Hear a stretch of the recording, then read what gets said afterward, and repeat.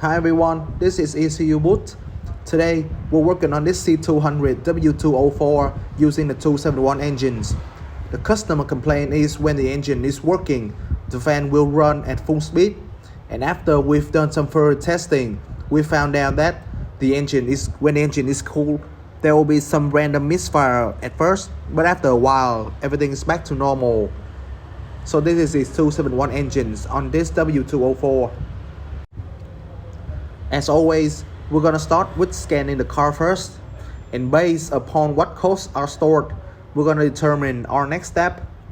So in this videos, I'm gonna use the Sentry to see all the vehicle's current trouble code. As you can see, there are some DTCs, and one of them is telling us that the electric fan has a malfunction.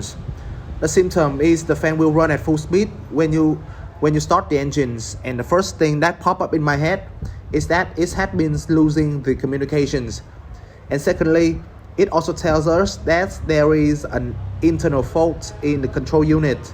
With these clues, we can conclude that our engine computer is malfunctioning. And since the internal fault is happening in our engine computer, I've decided to take a look on what's going on inside the ECU itself. And after opening the control unit, I found that the electrical circuit board is damaging. If you pay attention closely, you can see that the capacitor is failed, resulting in the internal fluid leaks. And since the car is old, as the capacitor ages, it will slowly fall out of tolerance as the internal structure degrades, similar to the process with a battery. So, what happens when a capacitor fails? There are two main types of capacitor failures. Firstly, they can fail in an open conditions, where they basically stop working. This type of breakdown can often pass undetected, as there are little visible evidence that something has gone wrong. And the second option is a short circuit failure, when there's an obvious leak of the dielectric medium. Sometimes there's even a loud popping sound like a firework, and the electrolyte is conductive, so leakage can create unintended connections that could disrupt the ECU performance. It is also corrosive, so it's likely to damage any surrounding component.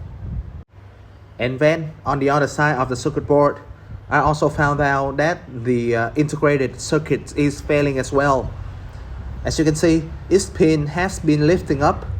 At this point, the engine computer is unrepairable, so the only option is to replace it with a new one. So with the replacing procedure, workshop often provides an offline method in which we will use a specific tool to copy the original file from the old broken ECU to another.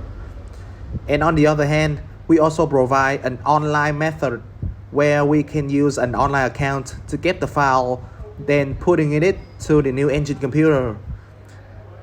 And there are many ways to do it, but in our circumstance, we're gonna choose the offline method. And after cloning our ECU and plugging into our vehicle, the immobilizer will automatically be synchronized. And another way that I forgot to mention is when choosing the offline method, you can use the Mercedes-Benz C4 diagnosis tool. And in this way, we have to connect the vehicle to Sentry and find the exact compatible file for the hardware and software versions. So for example, as you can see on the screen, this is the appropriate hardware versions for the vehicle. And after cloning and replacing the engine computer, let's take a look at the dash and the Sentry to see whether there is any fault left. And you can see that there is no light on the dashboard, even when I rev it to high RPM.